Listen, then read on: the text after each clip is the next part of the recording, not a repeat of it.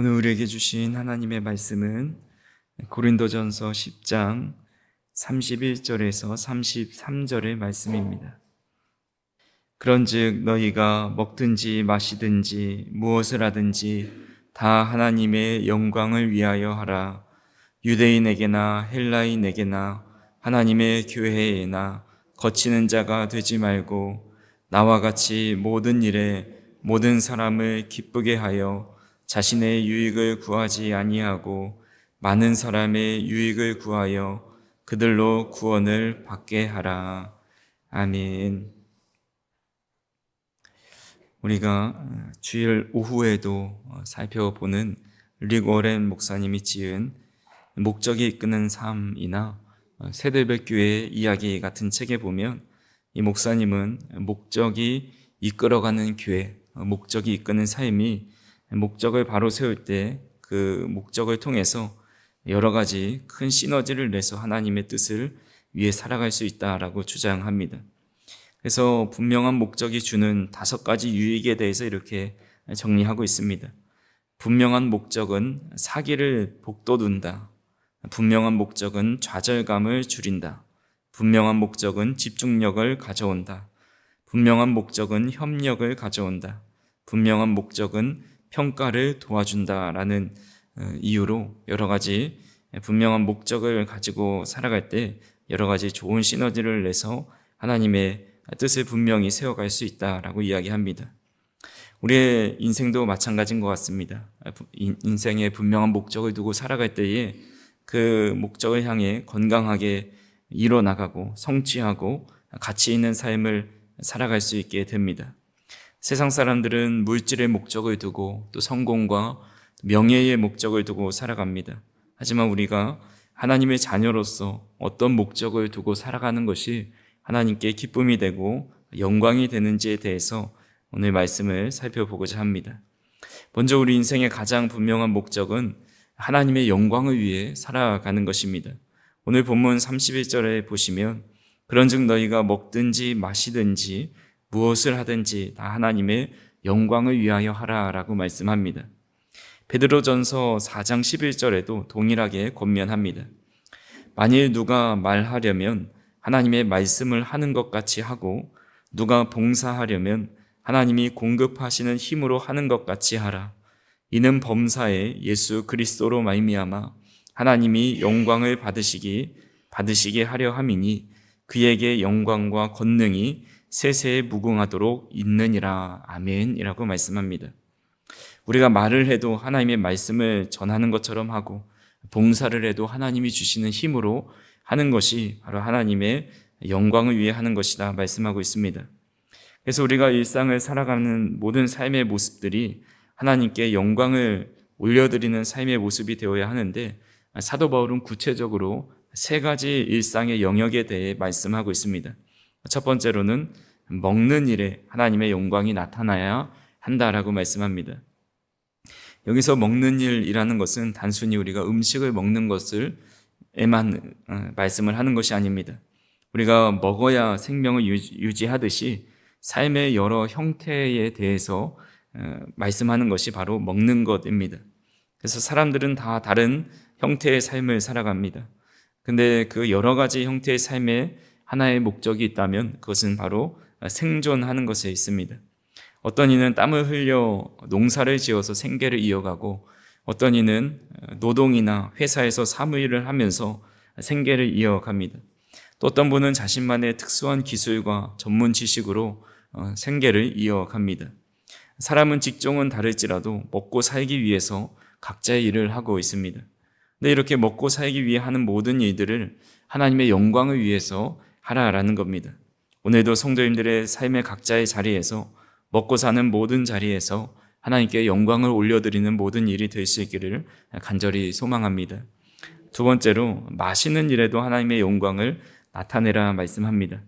이 마시는 일은 생존이 달린 이 행위 이후에 일어나는 2차적인 문화 행위라 할 수가 있습니다. 과거에 먹고 살기 힘들었던 시절에는 이 디저트나 이 다도는 사치에 불과했습니다. 하지만 삶의 여유가 생기면서 우리가 식후에 차를 마시면서 대화를 나누기도 하고 더 나아가 다양한 레포츠나 여가 문화의 삶을 살아갑니다. 이것을 마치는 일이다 할 수가 있습니다. 우리 그리스도인 역시 하나님이 주시는 풍요의 삶을 살아가는 것이 마땅합니다.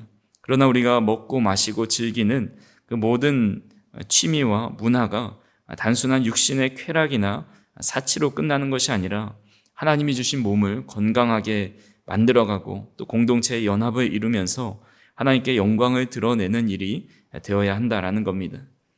또한 세 번째로 무슨 일을 하든지 하나님의 영광을 나타내라 말씀하고 있습니다. 무슨 일이라는 것은 말씀 그대로 먹고 사는 것을 포함해서 우리 일상의 모든 일을 의미합니다. 너희 몸을 하나님께 거룩하게 드리라 말씀하신 것처럼 우리는 우리의 몸과 생각과 영혼까지 어떻게 하면 하나님께 영광이 되고 덕이 될 수 있을까를 늘 생각해야 합니다.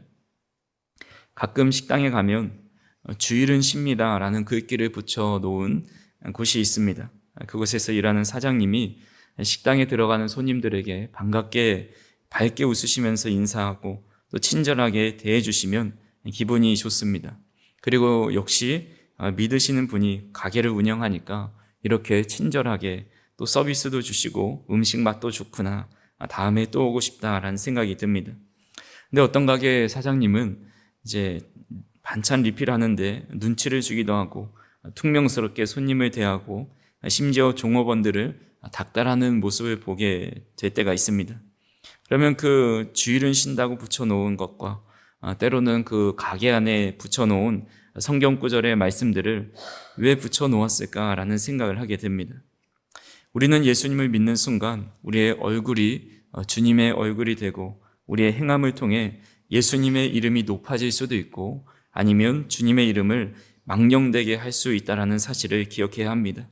그래서 우리 성도님들이 우리가 행하는 모든 행동 그리고 우리가 살아가는 삶의 모든 자리에서 오직 하나님의 영광과 하나님의 이름을 높여드리는데 모든 가장 중요한 목적을 두고 살아가는 우리 성도님들이 되기를 간절히 소망합니다.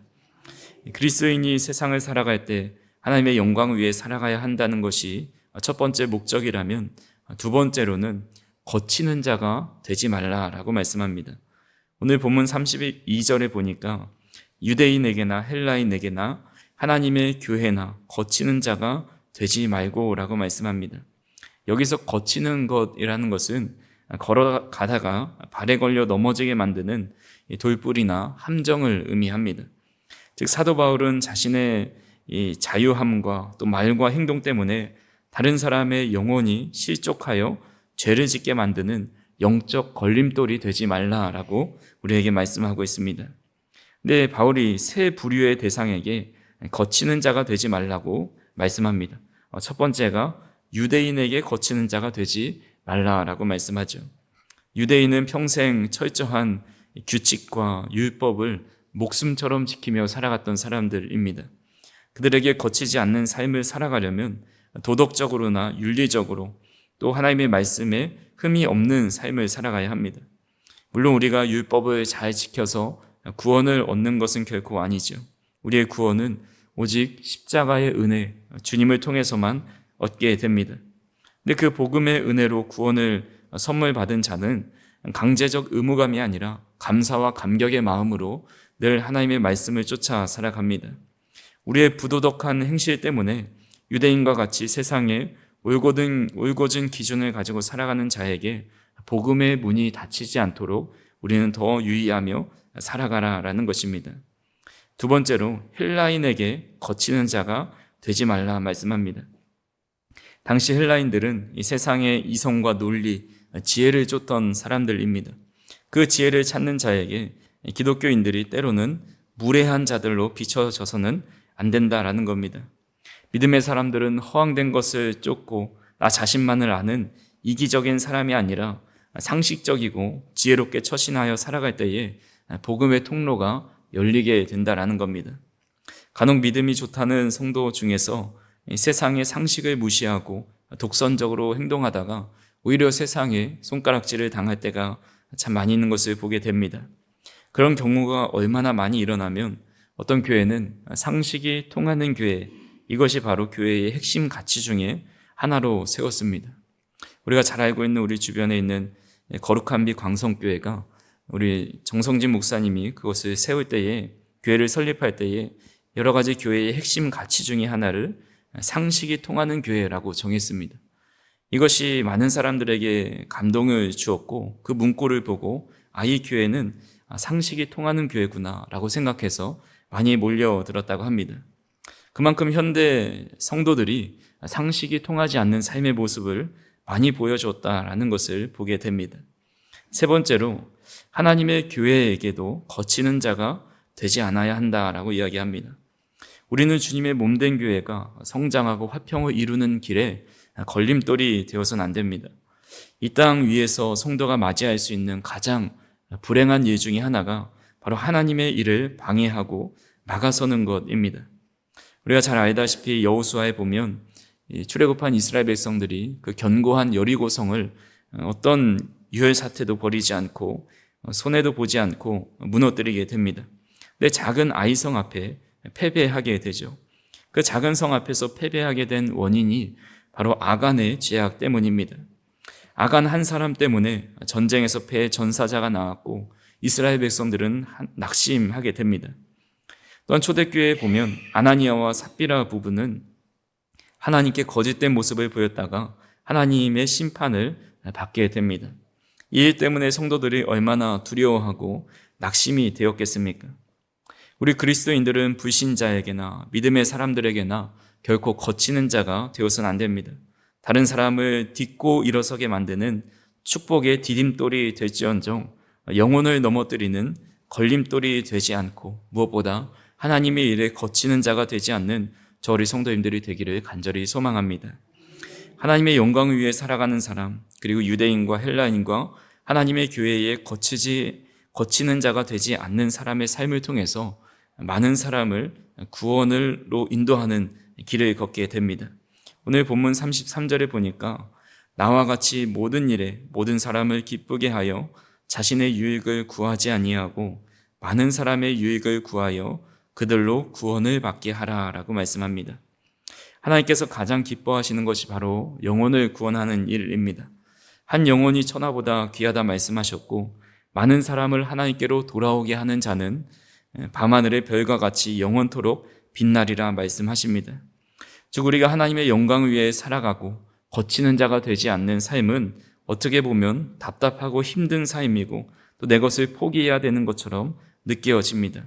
하지만 하나님은 그 모습을 보시면서 매우 기뻐하시고 우리는 하나님의 영광을 위해 살아간다 하지만 하나님은 그 영광을 받으시고 그것을 그대로 두지 않으시고 그 영광스러운 삶을 우리에게 내려주시는 것을 보게 됩니다.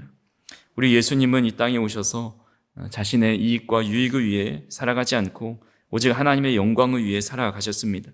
하나님의 영광을 위해 기적을 베푸시고 말씀을 전하시고 십자가에 달려 돌아가셨습니다. 근데 하나님께서 그 예수님을 그대로 두지 않으시고 그를 오른손으로 들어서 하나님 보좌 위에 올려놓으셨습니다. 즉 예수님께서 하나님의 영광을 위해 살아가신 것이 바로 하나님께서 예수님의 영광스러운 마지막을 또 그의 이름을 높여서 온 세계의 가장 영광스러운 이름으로 삼아주셨던 것처럼 우리가 하나님의 영광을 위해 살아갈 때에 하나님은 우리를 그냥 내버려 두지 않으시고 하나님의 영광스러운 일을 위해 사용하는데 높이 들어 사용해 주신다라는 것입니다. 그래서 저 우리 성도님들이 오늘도 하나님의 영광을 위해 살아가는 삶은 절대 나 자신을 완전히 포기하고 없어지는 삶이 아니라 하나님께서 우리를 오른손으로 높이 들어 영광스럽게 만들어 주신다라는 사실을 기억하실 수 있기를 간절히 바랍니다. 그래서 오늘도 우리는 자유대로 모든 것을 할 수 있는 사람들이지만 우리에게 주신 자유를 하나님의 영광을 올려드리는데 기꺼이 사용할 수 있는 저 우리 성도님들이 되기를 간절히 소망합니다. 그리고 무엇보다 7월의 첫날을 시작하는 이 귀한 날에 오늘 이번 7월 달도 하나님의 영광을 위해 살아가기로 다짐할 수 있는 저 우리 성도님들이 되셔서 7월도 하나님께서 베풀어 주시는 놀라운 은혜가 성도님들의 삶 가운데 함께 하시기를 주님의 이름으로 축원합니다. 기도하시겠습니다. 사랑과 은혜가 풍성하신 하나님 아버지, 7월의 첫날 주님 앞에 나와 함께 예배로 한 달을 시작할 수 있도록 인도하여 주시니 감사합니다. 하나님, 오늘도 말씀을 통해 우리의 삶의 목적이 무엇인지를 다시 한번 깨닫게 하여 주시니 감사합니다. 먹든지 마시든지 무엇을 하든지 하나님의 영광을 위해 살아갈 수 있도록 인도하여 주시고, 유대인에게나 헬라인에게나 하나님의 교회 앞에 거치는 자가 되지 않을 수 있도록 인도하여 주시옵소서. 이런 우리의 삶을 통해서 하나님의 참된 기쁨이 되고 복음의 통로가 되고 많은 사람을 주님께로 돌이키는 데 사용받을 수 있도록 인도하여 주시고, 우리를 주님의 오른손으로 높이 드셔서 영광스러운 존재로 또 주님 앞에 귀한 은혜를 받는 삶으로 살아갈 수 있도록 인도하여 주시옵소서. 주님 앞에 나와 감사의 예물 드립니다. 귀한 예물을 기쁘게 받아주셔서 주님의 말씀을 들을 때마다 그 말씀이 하나님의 말씀으로 깨달아질 수 있도록 인도하여 주시고, 살아 활력 있는 말씀이 되어 그의 심령을 쪼개고 삶이 변화되는 귀한 은혜가 있을 수 있도록 인도하여 주시옵소서. 우리 사랑하는 모든 성도님들에게 하나님의 말씀의 은혜가 날마다 풍성히 차고 넘칠 수 있도록 인도하여 주시고, 우리의 잘못된 모습들과 어그러진 모습들이 주님의 말씀으로 다시 한번 정결케 되고 거룩케 되는 귀한 은혜가 우리의 삶에 있을 수 있도록 인도하여 주옵소서. 하나님께서 이번 한 달도 함께하여 주옵소서. 우리의 힘과 능력으로 살아갈 수 없사오니 연약한 우리의 삶에 함께하셔서 능히 기쁨으로 승리하는 7월 한 달이 되게 하시고, 무더위에 지치지 않게 하시고, 또 주님 주신 힘으로 귀한 일들을 잘 감당할 수 있도록 인도하여 주시옵소서. 이제는 우리 주 예수 그리스도의 은혜와 하나님 아버지의 극진하신 사랑하심과 성령님의 감화감동 교통하심이 주님의 영광을 위하여 또 세상 속에 거치는 자가 되지 않고 살아가기로 다짐하며 주님의 복음의 통로가 되기로 결단하는 모든 성도님들과 그들의 삶 속에 우리의 가정과 교회와 이 나라 이 민족 위에 이제로부터 영원토록 함께 하시기를 축원하옵나이다. 아멘.